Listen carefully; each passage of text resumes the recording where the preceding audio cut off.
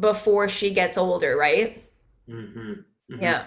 So what we hear a lot on the internet, wherever, is self-care. We hear the word self-care a lot. What is that actually, in your view? What does that mean? What is self-care? Is watching 2 hours of Netflix self-care? Is getting a manicure self-care? Is going to the gym self-care? Like, what's self-care? Such a great question. Self-care is going to look different for each person. I really believe that. And it's going to look different for each person, but it's also going to potentially look different each day in what you need. I believe it is absolutely essential when we empty our tank. This is a women's group that we're speaking in. So let's be honest and understand that we as women, most of us have been taught to give of ourselves and to be there and to nurture. They're beautiful qualities, but we can't give what we don't have. So to me, self-care is, I mean, yes, you want to go get your nails done, you want to go get your hair done, sure, great. That's the stuff that we hear about. But I want to take it a step further and just say that to me, self care is also learning how to say no. Learning how to say no, even if you've already committed to something and you just know you don't have it in yourself to do, or maybe you committed to doing something that you felt compelled to have to say yes to, but you know you don't want to do it. You're giving yourself permission to say, you know what, I can't do it today. I really believe we need to be able to learn how to say no using your voice. Using your voice is so important. Your opinion matters, your feelings matter. These are all forms of self-care because if we stuff our feelings down on a regular basis and we don't take care of ourselves, that's when we start to feel resentful. That's when we start to maybe use food in a way that isn't supportive to us, because that's, of course, I deal a lot with stress eating and emotional eating, these types of things. Self-care to me, let's just talk exercise for a second though. I also believe that self care is about knowing what your body needs in that moment. So, just because you were supposed to go and do a certain type of class or a certain type of workout, but you just know that you don't have it in you that day, you might still choose to move your body in some way, but you might choose to go for a walk. Like that's what I did this morning, Greg. I was going to go into the basement and lift weights, and I woke up and I was just I felt it in my body because the last few days I've lifted some weights and my body's talking to me. And I thought, you know what? I haven't gone for a walk. And I was dreaming last night too. And I'm like, oh, I think I'm working a little bit too much. So I went for a walk this morning. Yeah. That's self care for me as well. Yeah, the beautiful thing I like about that is that one, you were listening to your body, but you actually chose something that brought you more to the present moment than the weights might have. Totally. And Totally. you're out in nature, you're connecting, you're hearing what's going on, you're seeing the snow or whatever's happening around you, you have the fresh air, right? I know Roxanne, my business partner and sister, she's also in this group and very much on the meditation, yoga, self-care, self-love type things. And much like your message, her big thing is one, motion is lotion. Move your body. Hmm. Do what feels good for you, but also do more of what you love to do. So, how often do you hear women who are caught up in the rat race, that crazy wheel of life, that love to draw but haven't drawn in 5 years? Do you hear that story often? That haven't, did you say draw? Yeah, or anything. Oh yeah, yeah. And sorry, I just noticed, give me 1 second. I'm just noticing that my laptop is needing to be plugged in. So let me ponder on that because I'm going to lose you if I don't. So bear with me. Nor I have just been doing too much interviewing and my battery's dying. Um, yeah, we lose sight of ourselves. We lose sight of ourselves and the things that make a difference for us in our life. And let's be real here. It's the different stages of life that we're in, um, as parents and as mothers. And we lose sight of the things that make us happy, the things that brought us joy at one stage in our life. So it's normal. It's normal. But again, as I say, like nobody can make these choices for us. Nobody can give us the thing. Sometimes we want to oh, there's no time and we blame things on other people, but you have to advocate for yourself. And if I was spent, I was burnt out and exhausted, and I had to do a ton of work on myself, but I also then I don't want to say train, because that's not a proper word, but I had to teach my family, specifically my children, that I wasn't going to be at their beck and call, you know? And this that gets all part of this ability to create a new future for yourself and create the life that you deserve to have is letting the people in your life, your friends, your family, your, you know, whoever, know that things might change a little bit and know that you're figuring that out too. And I mean, that comes with the fact that not everyone's going to like it all the time. And, you know, but we are better people. We are better people. We're able to be better partners, better parents when we actually take care of ourselves. Yeah.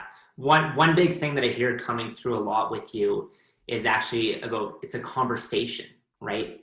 The authentic conversation with yourself to be able to learn the skill set of saying no and also the skill set of saying yes to yourself, but also the conversations of with your husband, with your kids. I'm sure the conversations you have with your son and your daughter, there's probably a lot of differences, but there's probably a lot of similarities.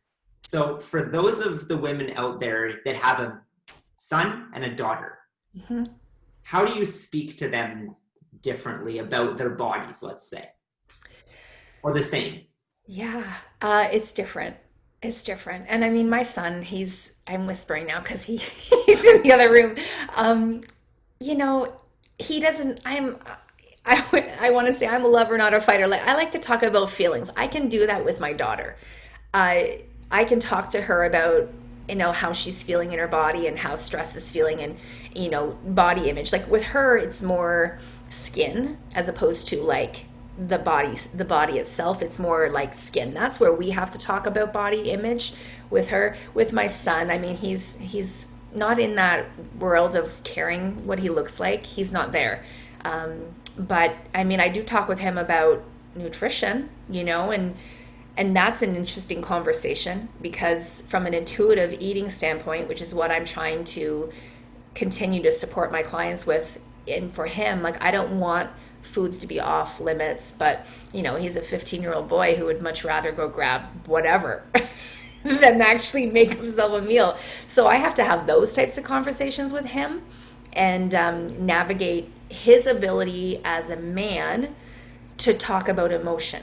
So I'm trying to encourage those conversations to start to be developing where he can talk about his feelings a bit more in terms of, and it's, we don't talk about body really because it's just not him. But I do think it's important that with a boy, with a man, with a young child that's a male that identifies as a male, it's like trying to get them to understand that feelings are supposed to be expressed and felt.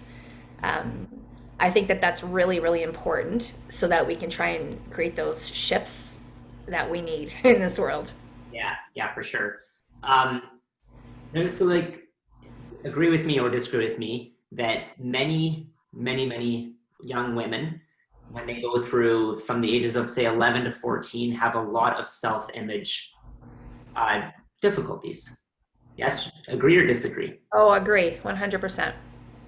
There's a lot of maybe shame that gets built up under there. How do you bridge the gap, or what's the process that you see to go from completely hating yourself to the process to the loving yourself? Not saying that's the end goal because it's a process, but Absolutely. Yeah. And I mean, if somebody hates, this is for adults and anybody, if you hate yourself that much, like, don't even try to start talking about loving yourself. Like, you got to like start at the accepting stage. But I've worked with young people, I work with young people. You know, I've had 15-year-old young girls, I've had 12-year-old girls, and it saddens me, but it is the reality. And I'm so grateful for their parents to branch out and get support. What I want to start by saying is it starts with the parents at the home.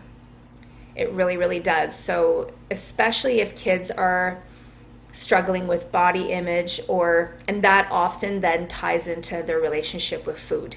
So, then that ties in with, I'm going to starve myself, and then I'm also going to secretly binge eat over here because I'm not allowed to have those foods because maybe my parents have told me I shouldn't be eating them. So, to me, we as the parents And I will say specifically the mother, because the mother daughter relationship is the strongest, whereby the father son relationship is the strongest. So if your daughter is having challenges around her body image, I would ask you to ask yourself, how is your body image? What are you doing in your life that she might be hearing, seeing, witnessing that is shaping her? Because our kids, as young as 3 years old, are already noticing that their bodies are different. And, parents will say to me, well, she doesn't see me stand on a scale. She doesn't see me not eating carbs. Well, trust me, she does. She absolutely does. So it starts with the parents. That's the first thing. Heal your own relationship with your body image and heal your own relationship with food. With our kids, to me, and I mean, this might be new information for the people that are watching this, but let's just focus on the strengths of our kids. Let's just focus on what they can do separate from their bodies. We need to take the focus off the body. And this is a very challenging thing because everything is identified. Oh, she's so pretty. Look how cute he is. Look how beautiful your face is. Like all the comments that come from the grandparents and come from just people that mean no harm. But this is how the wiring happens. So we want to focus on our kids' strengths. We want to focus on their capabilities that have nothing to do with their appearance. There's great videos that I'm sure people have seen of getting our young kids focusing on affirmations. I am strong.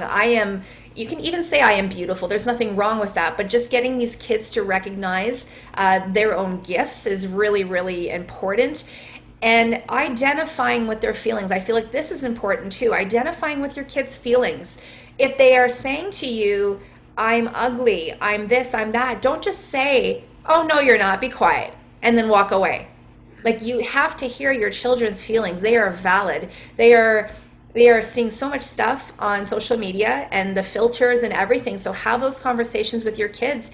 Start the open dialogue. Take them out for a hot chocolate and just start to slowly break down some of those barriers if you don't have those relationships with them, and get them understanding. Show them facts. Like children, this is what happened with me, Greg. Like children that start dieting at a young age, or anyone who starts dieting, your chance of an eating disorder is increased because of the dieting.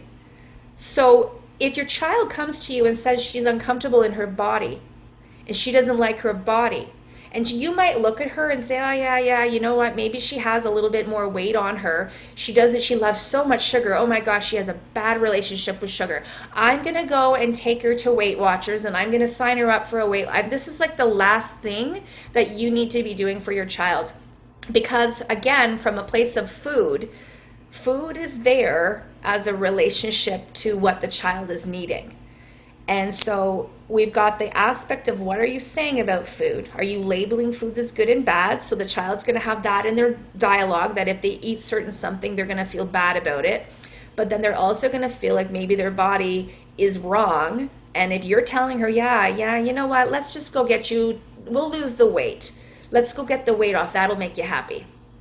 All the wrong things. Focus on capabilities, strengths, skills, listen to them, honor their feelings, and look for ways to help them express themselves.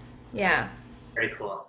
Yeah, and that's phenomenal in advice and thoughts and suggestions for the mother with their daughter. But what you said at the start was so impactful there. You said focus on you and what you do and your process of loving yourself.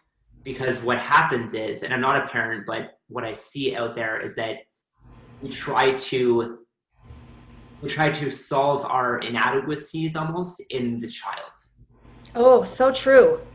on them. Like Yeah. if you do this, then I'll be happy. You know? Yeah. And all the things that you think you're not. And so, I mean, I think we see that, right? Because there's so many children that are overscheduled, too many things, too much pressure to do well in school. And I so agree with that. We transfer all of our own inadequacies onto our children and try to live almost through our children sometimes. That's such a good point. Yeah, yeah, for sure. The next thing I'd like to talk about is about punishment. Mm. Punishment in a different frame, but let's say one of the ladies or myself, we go out and eat McDonald's, and then we're like, now I have to do 6,000 burpees because I ate that. Describe what's actually happening here when we did that. Yeah, there that's the guilt cycle. That's the guilt cycle, and that's the I feel bad for eating this. I need to go burn it off. Okay, this is the dialogue that goes on. And I mean, this in itself could be this entire conversation. This is where we have to look at our relationships with food. We have been taught through diet culture. Diet culture are the industries and the people that are making money off of us by preying on our weaknesses. So we are being told that we are bad people for eating certain foods, and we are told that we potentially even might get sick or even potentially die if we eat certain foods. Okay, so all these fear tactics cause a lot of pain and distortion in ourselves, and we have lost the ability to even know how to eat. Like, there is so much controversy that is constantly changing about how we actually can take care of our bodies, which is why people are jumping from this trend to this trend to this trend. Uh, if you're looking for weight loss, yep, you're going to see people lose fast weight for some of these diets. But then what you don't see, and then you probably gain it back. But what you don't see, like I just can speak from my story. You know, I had the quote unquote perfect body for some people, but I was miserable inside because I felt a lot of fear around food. Felt a lot of shame around food. And then I used exercise as a way of making up for my failures in my diet.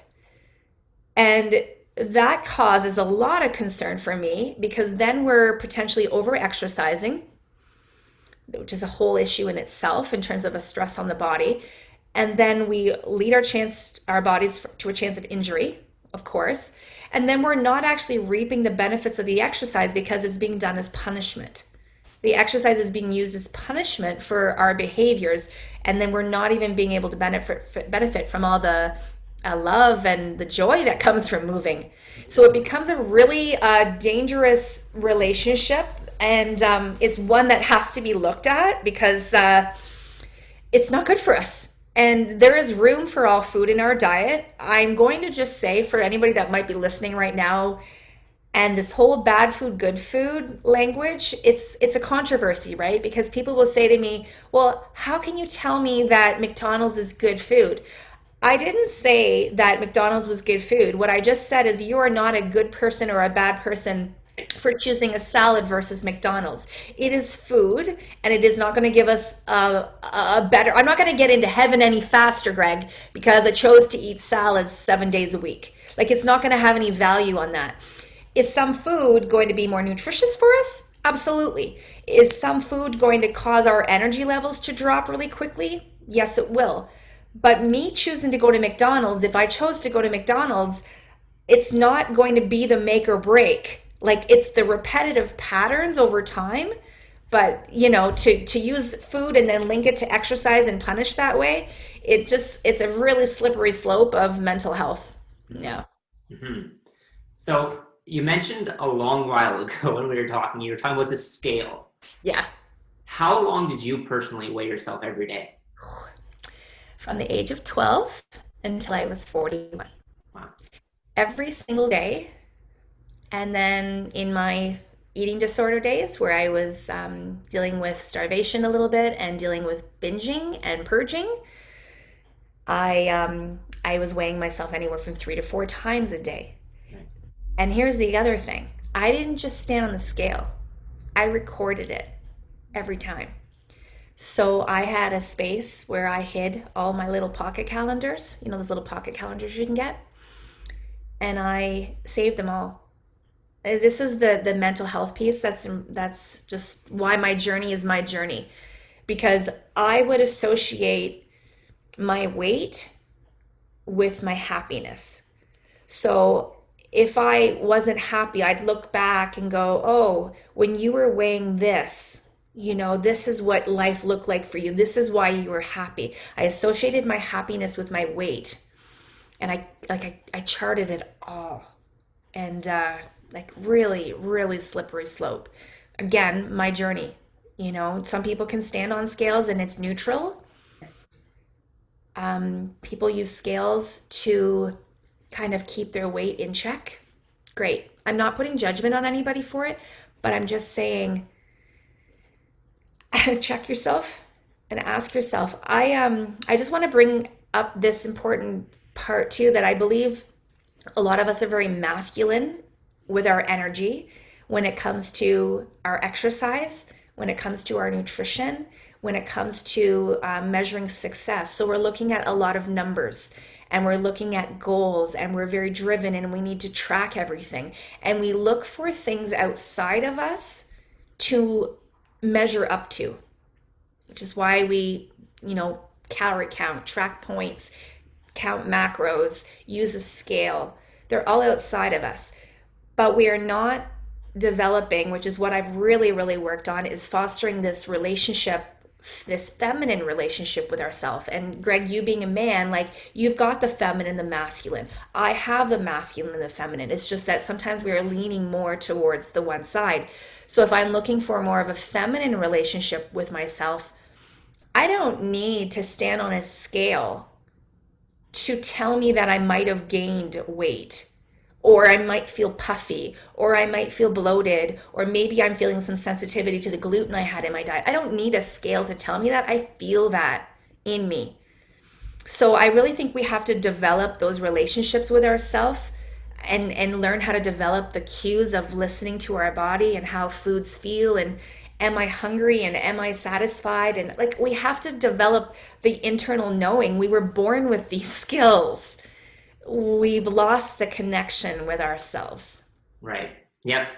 Yeah, we hear it, like Roxanne and I own Body Max together. We hear it all the time, the scale thing. And what we constantly do is say, okay, spend a few days without it. Mhm. Move it away. See what, and so what I want to know is what was the self-talk happening within you the first couple of days that you didn't step on it? Or did you continue to step on it?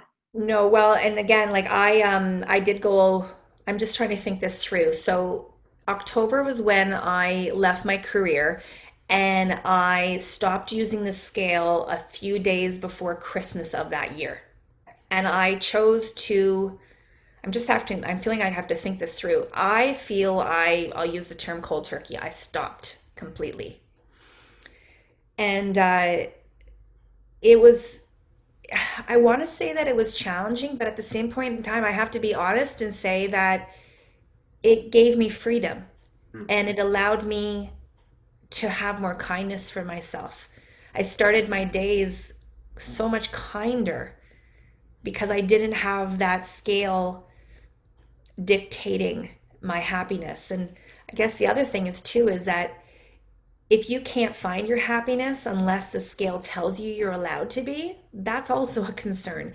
So as much as, again, because I weighed myself for so long and I was so unwell, breaking up with that thing was the best thing that I could have ever done for myself. And I think my soul was just like, thank you. Hmm. Let's rebuild. Yeah. Did you get any moments where you wanted to go back to it? Oh yeah. Yeah. And even now I'll have, because my body's changed, right? So sometimes I'm like, oh, I wonder what I weigh. Or, I went to a doctor a few years ago and had a physical done and I had to advocate for myself there and chose not to go on the scale and I had to advocate for myself there. I think about it. I think about it, but then I think, well, why does it matter? Yeah. Yeah. Because like I measure my health now holistically. And because of movements like Health at Every Size, I know that I'm healthier now than I was back at those weights. I was not a healthy person at those lower weights. I was very sick at those lower weights. This is health for me. Right. Yeah. Awesome. So, but do I still have the moments? Yeah. Do I still have the moments of like looking at my having body image days? I think I just need to be real here and go, do I still have moments of body image days? Of course I do. Of course I do. And I listen to them and I honor them and I give myself more love and I'm like, this too shall pass. I might be dealing with my hormones. I don't know. It could be anything. I could be around certain people that might have triggered me a little bit. Like there's lots of things, but I walk with myself. At what age did you first look in the mirror and genuinely smile? Oh, I would probably have to say maybe 42. Okay. Maybe 42. Like, 41 was where the journey started. So maybe into my 42nd year. Yeah. That mirror was important. That's a big part of the healing journey is being with yourself in the mirror. Mhm. Yeah. And now you probably dance and do goofy things. Yeah, the mirrors are neutral for me, you know. I spend time in them, like naked time in them. Like that was a big part of my healing is being able to look at myself. And, sometimes it would be like, I can still see parts of my body that, you know, maybe I would like to look different. And that's okay because there's nothing wrong with wanting to better yourself. There's nothing wrong with that, but we still have to be accepting of where we are. But I don't look at my body as this thing that has to be a project anymore. I'm so driven on my why, Greg. I'm so driven on my purpose in this world that I more so look at my body as the vessel that I am doing my work in. That's how I view it. So, yes, I have to take care of this body. Yes, I need to keep it strong. Yes, I need to take care of it and feed it food that's going to give it the energy to let me show up the way I'm hoping I'm showing up right now. But it's not about a project of, do I look okay? Right. Because I'm past that. Yeah, and for the most part, the people that are doing it for looks are doing it for people. So they have a certain view in society, right? Yeah. So, oh, keeping up with the Joneses type of thing. Yeah.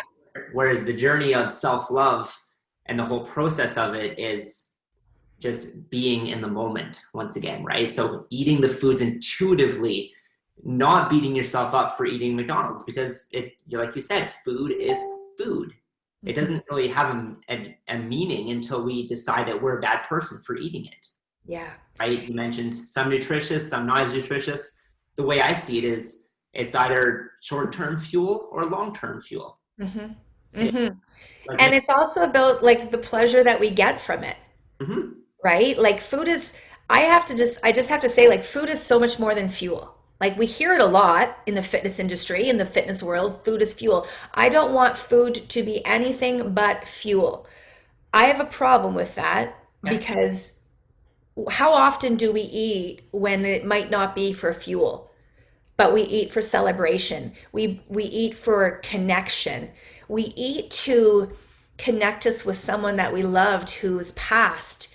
And we want to just bring ourselves back to those moments by making their recipe. And like there is emotion that comes to the kitchen table, there's emotion that comes to the stove. You can't eat without emotion, it is in us. So to say I'm not going to eat emotionally is humanly impossible. The fuel is important, but it all comes down to where you come from, right? Like if you are an athlete and you have goals that you're trying to achieve with your body, yeah, nutrition is going to be so important. But that's why we're all different, and like you can't impose your views on somebody else. very cool. No, I love that. I love hearing everything, right? Everything's incredible. It's awesome. If you could offer one last piece of advice to, let's say, let's say to a mother during COVID times who is just bombarded by the craziness, even though there might be less craziness with less school events and less hockey and less whatever. What's one piece of advice that you would give to that mother who's just like, Go easy on yourself. Go easy on yourself. We are experiencing something that we've not experienced before. I know you've heard that before, but I need to say it again. And we think that by being harder on ourselves, by being more cruel to ourselves, that that's going to motivate us in some way to do the thing we think we're supposed to do. So be kind to yourself, cut yourself some slack. But on the flip side, also learn that you can advocate for yourself and that you are deserving of some time for yourself because this is a tough space that we're in. Uh, be mindful of where you're spending your energy. not only who you're allowing to impact you, what your content you're looking at on social media, who you're talking to, but also what you choose to talk about. Like if we're going to sit around and talk with each other about how fat we're getting and how much weight we're gaining during this pandemic, like how is that going to be supportive of you in any way? But that's what women like to do is they like to bond, right? We like to bond over these types of things, but just really be really mindful of your energy and what you choose to consume. Um, because that's what's going to help us get through this time. You're going to be okay. If you put on some weight during this pandemic, you're going to be okay. You're going to be okay. We're going to pull through this together. So that's what I would say. Awesome. Yeah. Life, eh? Life's a journey. We're not trying to, why try to rush it? The end of life is death, so why don't we just enjoy the moment? Yeah, just let's just be human. Let's just be human with what we're feeling. And at the same point in time, know that there is support out there for you too if you need it. Yes, absolutely. So Kim has a group as well. What's your group, Kim? Or how can people find you is the best. Yeah, sure. Yeah, my website's kimbasler.com. And I have an empowered movement community that I started back in July, which is where I bring my fitness in the online space, as well as my coaching, my anti-diet coaching, my overall health mindset coaching. And Facebook, obviously, I'm sure you'll tie me in there. Instagram, I'm Kim Basler _food freedom. And just really happy here to have this conversation with you. I tend to have these conversations with women, Greg, so it's nice to have it with you. I love the work that you're doing. I love that there's a male perspective here. It's so important because Lord knows that sometimes women are not supported by the men in their life. So you're doing some good work here. Thank you. Thank you. Well, it's been a pleasure, and I'll try to close this if I can figure out how. But stay on the line, and goodbye, everybody. Take care, everyone.